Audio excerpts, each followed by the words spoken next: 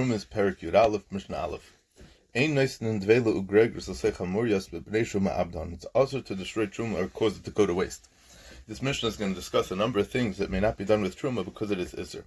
One may not put pressed figs or dried figs or Truma into fish fat in order to flavor the fat. B'Bnei Truma Abdon, because once the figs release their flavor, one usually discards and thus destroys the figs. Therefore, he may not use Truma figs for this purpose. But one may put wine of Truma into fish fat because the wine is left in the fat and eaten with it and is not destroyed. Although this wine is not being drunk in the normal manner, it adds flavor to the fat, and flavoring a dish with wine is a perfectly acceptable use of wine. It's not considered destroying the wine. If, however, the wine would not add flavor to the fat but would be used to simply counteract the foul taste of low-quality fish fat, such a use would be considered destroying the wine and would be also. Ein mefatben es hashemen, one may not perfume truma oil by soaking spices in it. This is because the spice absorbs some of the oil, and since the spices are eventually removed from the oil and thrown away, the truma oil absorbed in them will go to waste. Mefatmen is a lashon of pitum hakteres. That's what the lashon comes from. Avol oisen es hayayin yenumlin. But one may make the wine of truma into yenumlin, a beverage of spiced wine, by flavoring it with honey and pepper. It's mentioned in Gemara Shabbos. Although the honey and pepper absorb some of the truma wine, in this drink the honey and pepper remain in the wine and are consumed along with it, thus none of the wine is wasted. In mevashel yayin shel truma, one may not cook truma wine because by cooking it he reduces it. Since when the wine is cooked, some of it evaporates, is considered destroying wine, and is thus also. Rabbi Yehuda is matter, a person to cook wine of truma mashbicha, because by cooking the wine it improves the wine. Since cooking improves the overall quality of the wine, it's considered a constructive use of the wine and not a waste, even though some of the wine is lost. Cooked wine lasts longer than uncooked wine, and that's the difference between mevushal, something that's not mevushal, but people don't. Mamita, another pshat is in the Tanakama that says in mevashel yain shel truma b'nei mamita. The Rab says it is the mafarshi. There are those that explain shamamita mishoysav. Less people are going to drink it. Most people won't drink wine that's cooked. They will only drink wine that's chai, that's raw, before it's cooked. Mishnah Beis, Dvash tomorrow, if a non-kohen unintentionally consumes honey from truma dates, v'yein tapuchim, and apple cider of truma, v'chaimet sisvanios, and vinegar from truma of winter grapes. Sisva is winter, so sisvanios are grapes that grow in the winter. It's a certain type of grape. Grapes usually ripen in the summer. Grapes that grow slower and do not ripen until the winter are poor quality, and their juice is made into vinegar rather than wine. Which are called may perish al truma, or any other fruit from truma fruits. Rabbi Lezer mechayiv karam v'chaimesh. Rabbi Lezer says that he's mechayiv to pay a karam v'chaimesh, just as if he eats truma, because juice of truma fruit has the status of truma, just as the fruit itself does. Rabbi Yeshua exempts the non-kohen from paying the chaimesh. L'shitas Rabbi Yeshua, fruit juices do not have the status of regular truma, and the chaimesh is an oynish, is a knas that's added only when a non-kohen eats food that has the din of ordinary truma. Rabbi Lezer metame mishum mashka. Rabbi Lezer considers date honey, apple cider, and vinegar of winter grapes, and all other fruit juices to be tameh as a beverage. That is, they are subject to the halachas of tumah of beverages. There are a number of halachas of tumah that apply to liquids. They can become tameh if they are touched by a tameh object. And if a beverage is tameh and it touches other food, it makes the food tameh. In addition, no food can become tameh unless it has some point become wet with a liquid. Rabbi Lezer holds that all fruit juices are considered liquids and are therefore subject to these halachas.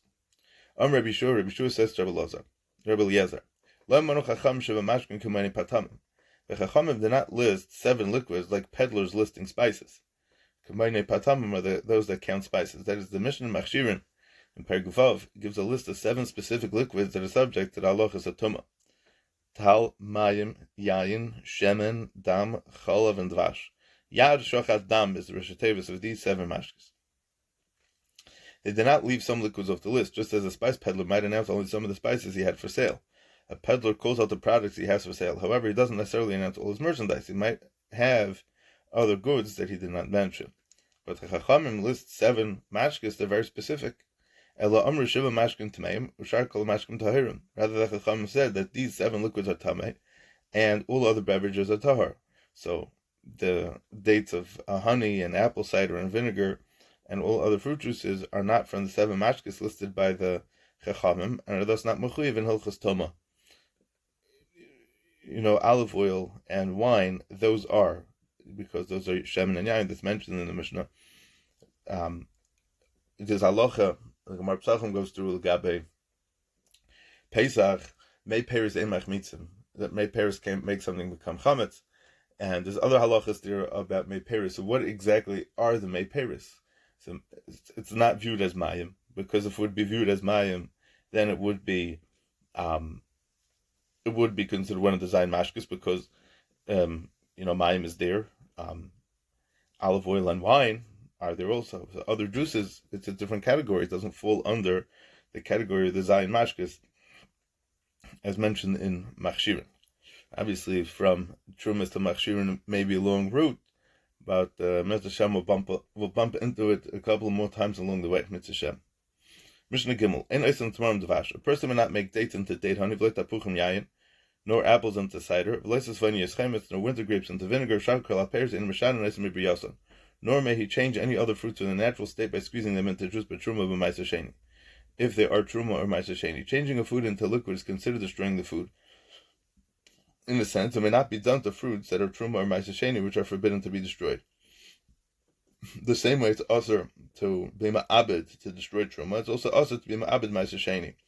The previous Mishnah discussed the halacha of juice from a truma fruit, referred to a case where a person squeezed the fruit shaloi kedin, or the juice oozed out of the fruit without being squeezed by a person, but it came up by itself.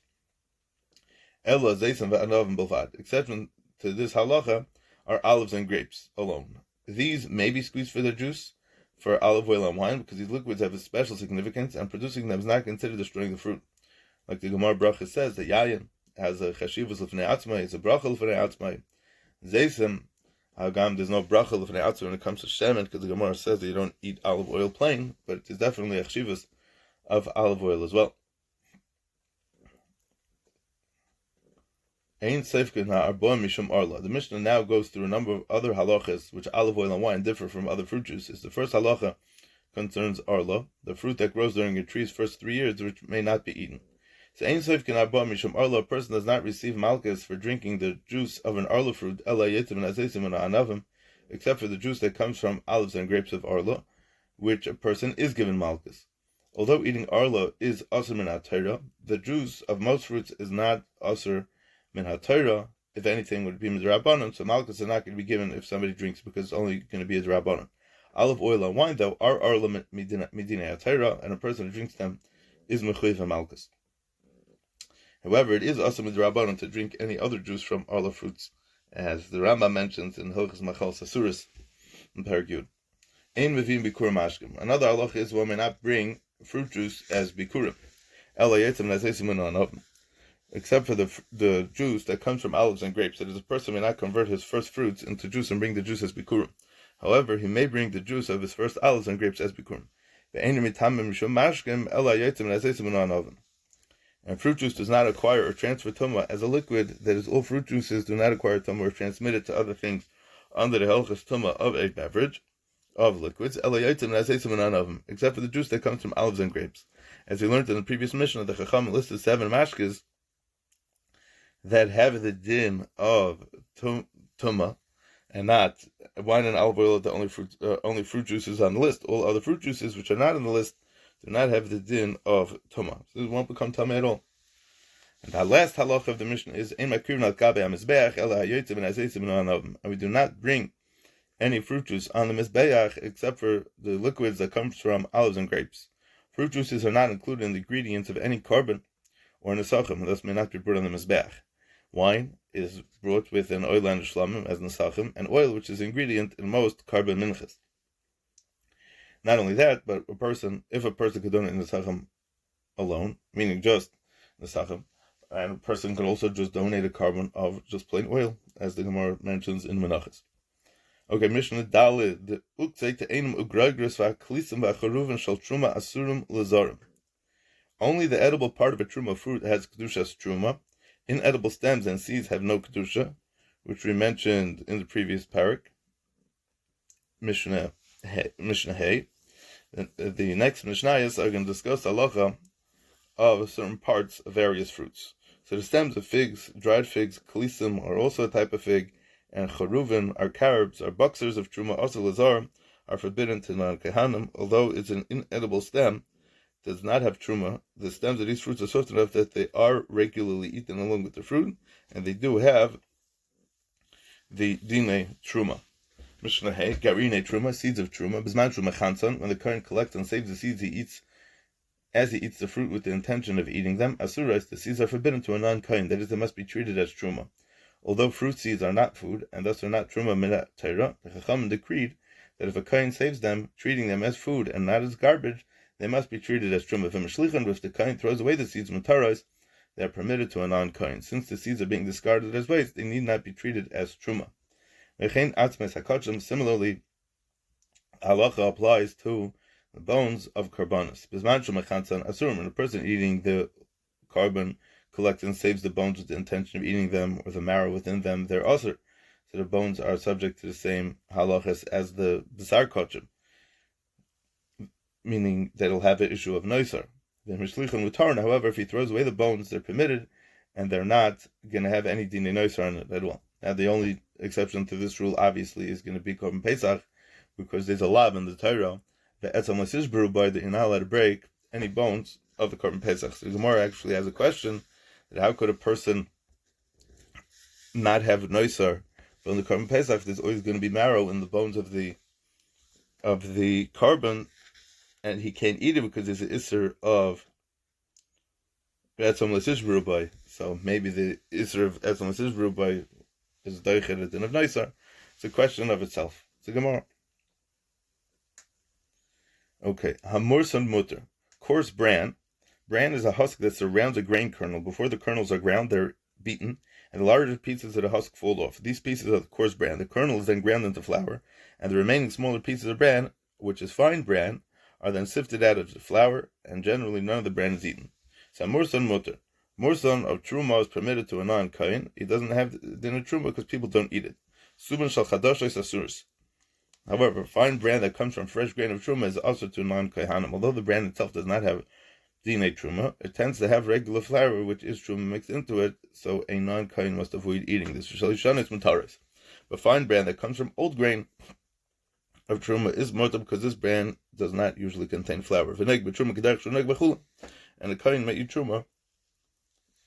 A Kohen may treat truma grain the same way he treats chulin grain. That is, he may sift out the bran from the truma grain and throw it out. As we mentioned, this bran is not truma, and thus it may be destroyed.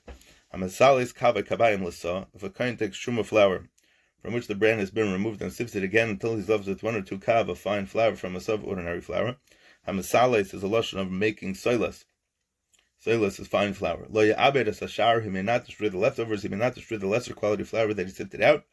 Ella yanichenu b'makom hamutzna, he must put it in a protected place.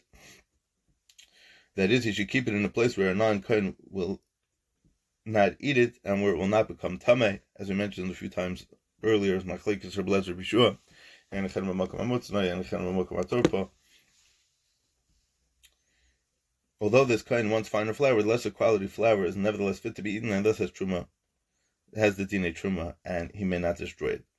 Mishnah Vav, Magura Shepina Mimena Chite Truma. If there's a storage room from which a person cleared out truma wheat, but a few scattered kernels remain, we do not require him to sit up and pick up the few remaining truma kernels one by one before putting chulin wheat in the storage room. El Machabed Kedarka, he may clean out the storage room as he usually does, as he would clean the room that was filled with chulin grain, in which case he would probably overlook a few scattered kernels. He's not required to be any more thorough when cleaning the storage room of truma, even though he might sweep out a few kernels and they might end up in the garbage, which may be being ma'abed truma, be a dayim, but because if he wouldn't save it for chulin, we're not going to be mechayiv him to save it for truma either.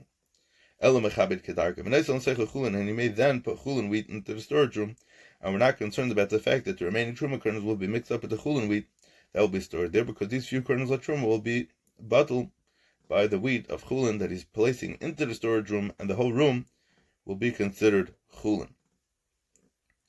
The concept of bittul is understood that when two substances are mixed, the one that has a majority of substance cancels out the minority. I see here you're going to have a Rav Chulin, so it's going to be Mavatal the Truma. Although we learned that Truma cannot be bottled by Chulin unless the Chulin is 100 times the amount, in this case a Chacham made an exception, and the Truma is bottled as long as there is Rav. As a halacha, a person must not intentionally mix a forbidden substance with a larger permitted one in order for the forbidden substance to become nullified. As we mentioned in Parak Hey, that there's still a concept of Ein Mevatel and Isel Chatchila, but it seems like over here, the Chachamim are going to be Mekel. Mishnah Zayin. Similarly, if a barrel of truma oil spilled onto the ground, we do not obligate the owner to sit and wipe up every last drop of spilled oil with his hand. Rather, he treats it in the same way that he treats chulin oil that spilled. That is, he must salvage whatever amount of oil he would have saved had the oil been chulin. Since people do not usually care to collect every last drop of oil, he may leave the last few drops on the ground. It's not considered destroying truma. Allowing truma to go to waste, even without actively destroying it, is included in the isser of being ma'abed truma. Therefore, the owner may not leave the oil on the ground. However, he's not mechuyev to do more than he would do for other food.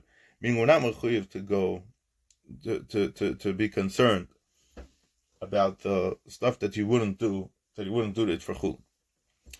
Mishnah Ches. Hama'ar mikad lekad. If a person pours wine or oil of truma from one barrel to another, and after emptying the first barrel, he tips out 3 more drops. He may not put wine or oil of chulin into the empty barrel, even if a few drops of truma still remain in the barrel. A person is not mechuyev to wipe them out before refilling the barrel, and we're not concerned about the fact that these drops will now be mixed in with the chulin, because they'll be mevatal with the rav of chulin liquid in the barrel, and the whole barrel full will have the status of chulin. And the same as the previous Mishnah, because we're not mechayev a person to do more than he would normally do if it was chulin.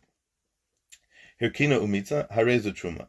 However, if a person tipped a nearly empty barrel so that the remaining drops of truma collected at the bottom, harezu truma, this liquid is truma, even though only a few drops of liquid remain in the barrel, those drops are truma, and if they are not nullified by chulin, they maintain the din of truma. Emptying out the barrel until 3 drops drip out permits the owner to refill the barrel with chulin. However, the drops that remain in the barrel are still truma. If the barrel is not filled with chulin, they remain truma even though there are only a few drops, so few that the owner doesn't care about them. I mean, the person doesn't care about them, so we're not going to be mechayev you to care about them. By many mitzvahs, by many isurim, and many inyanei kachim, there are things that we do have to take into consideration which we normally wouldn't for a regular chulin, right? But in the case of truma, we're not mechayev. Okay, how much is the minimum amount of trumas meiser of demai that a person is required to bring to a kohen?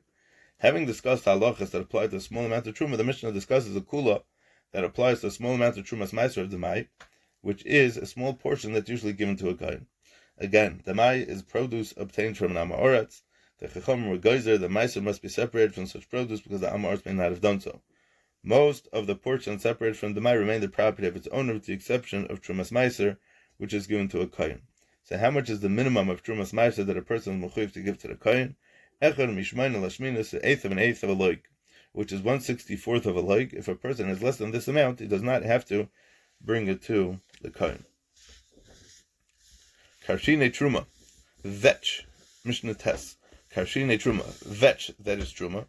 Vetch is a bean-like plant that's used for animal feed. Since it's generally not eaten by people, it really should not be obligated in truma. However, since people do eat vetch in times of need, such as during a famine when there's nothing else to eat, the Chachamim said that truma needs to be separated from it. So karshine truma, a kohen may feed it to his animals, to the domestic animals, the behemoths and the chayas, and to the chickens. Since vetch is usually used as animal food, feeding it to an animal is not considered wasteful, and its truma may be fed to an animal. Yisrael shasocha par mikoyin. If Yisrael rented a cow from a kohen, machila karshine truma, he may feed it karshinim, these beans, this vetch of truma. Although the Yisrael has the right to use the cow and is responsible to feed it, it belongs to a kohen. Therefore, the Yisrael may feed it truma. The kohen shasocha par mi Yisrael. If a kohen rented a cow from a Yisrael, afal pishim zeniseha olav, even though the obligation to provide the animal's food is on the kohen, lo yachilena kashini truma, he may not feed a truma because the animal belongs to a Yisrael, and the truma may not be fed to an animal of a Yisrael. Yisrael shesham par mikayin. If Yisrael assessed the value of a cow before he leased it from a kayin, and he agreed to repay the kayin that value, no matter what, the Mishnah refers to an arrangement where Yisrael agrees to care for and fatten the cow of the kayin, and Yisrael will receive half of the profit. Profit here refers to the amount that the animal will go up in value after it was fattened. Part of the arrangement is that if the animal dies or goes down in value, instead of going up, the Yisrael is responsible to pay the kayin the amount it was worth at the time of the leasing. In order to properly calculate the profit or loss, the animal was assessed before it was given to the Yisrael. Such an arrangement is problematic for reasons based on the Isser HaTorah of Ribis, but that's a separate issue.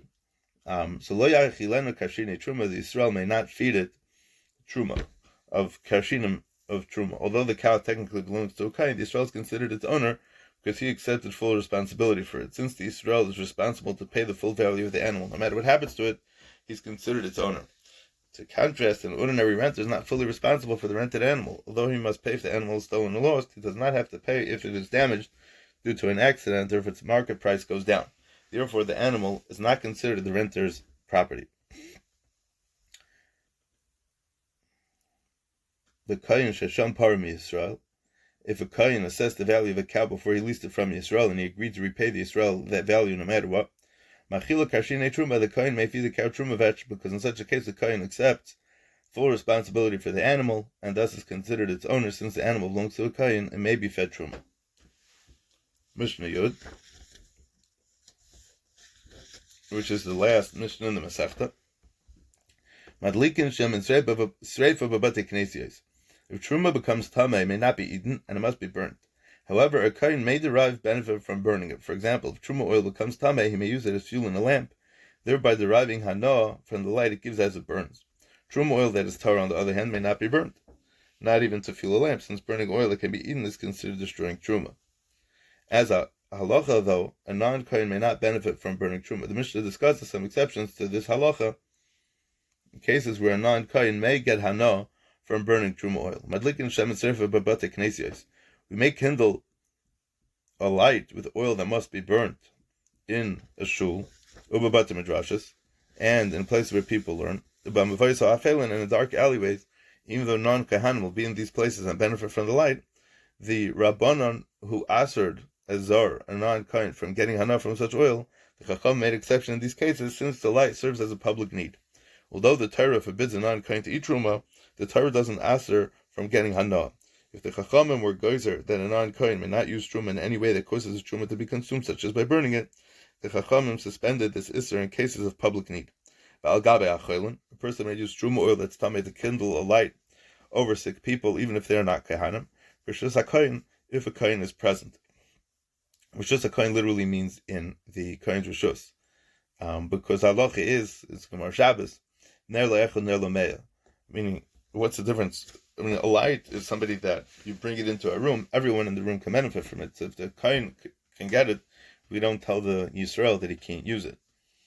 As long as the kain is in the room to benefit from the light of truma oil, any non-kain in the room may also have hana from the light. It takes the same amount of light to illuminate the room for one person as it does to illuminate a room for 100 people. Therefore, if a light was lit for a kain, no extra light is being generated for the non-kahanim who are present, the same amount of light anyways. And they may also benefit from the light. Light near a sick person is just an example. Even a healthy non-kain may benefit from the light of shem and sreifa, of truma tameya, if a kain is there. If a person is critically ill and needs a light, you may use truma oil even without a kain present, because there's pikuach nefesh is definitely daicha, the issur d'rabbanon, for a non-kain to be nene from truma. If a daughter of Yisrael is married to a kain v'lamuda etzel aviyah, she is accustomed to come and stay with her father. Aviyah madlik b'reshus, her father may use truma oil that's tamei to kindle a light with truma that is tamei while she is present. Since the daughter is married to a kain, she is permitted to benefit from the truma, and thus her father may also benefit from the light of truma while she is present. Madlik b'beis hamishta, madlikin b'beis hamishta, we may kindle lamps with truma oil that's tamei by a chasana, if a kain is going to be there. Avalei b'beis aval, but not in a house of mourning. In a house of mourning, truma oil may not be used if a kain is present, because we're concerned that people might take a lamp out of the house to place it where no kain is present. This is not a concern by a chasana, where it's unlikely that people will take out the lamp. The Rab says something very interesting.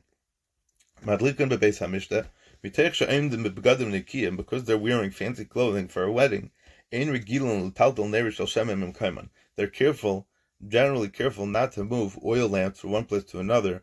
Shemi Tanfas Big Dame, the oil might spill in their clothing and ruin it. There's no concern that he might move the candle from a place where there is a kain to a place where there is no kain. But in Beisa Aval, where they're wearing dirty clothing anyways, then there is a chashash that they might move it. Also, Avelus, maybe they want to sit in the dark, so if there's a candle there, they're going to want to put it out, or something like that. Rabbi Yehuda, as they look to Rabbi Yehuda, Rabbi Yossi says it's mutter to use truma b'beis ha'avel in a house of mourning of b'beis ha'mishta, but not by a chasana. According to Rabbi Yossi, the opposite is true. It's likely that a person will move a lamp from a chasana, but not from a beis ha'avel. Why? According to Rabbi Yossi, people are more likely to move lamps where there's a happy and cheerful atmosphere, such as at a chasana. Therefore, we do not allow truma oil to be used there, since a non-kohen might take out a lamp and use it, in a place where no kohen is present. In a house of mourning, though, people tend to be subdued and are not likely to move lamps. Therefore, truma oil may be used. And just because Rabbi Yossi is saying a very different svara, it's nothing to do with clothing, but because a chasana, Beis HaMishta, is a much more happening place that people are moving around. It's a tutzach. It's lebedik, it's a tutzach, the moving candles here, the moving candles there. Reb Shimon Remeir Oiser Kan V'Kan. Remeir forbids lighting a lamp with truma oil that's tamei both in a Beis HaMishta and in a Beis Aval, because in both places we're concerned that people might take out the lamp. Remeir takes on the chumras of Reb Yehuda and Reb Yossi. Reb Shimon Matir Kan V'Kan. Reb Shimon's Matir using truma tamei sayin a Beis Aval and sayin a Beis Mishta, because in either place we're not concerned that a person will remove the lamp. May we be zoicha to or zeru ala tazik l'ishrei lesimcha, and Hadra Allah Masech the Trumas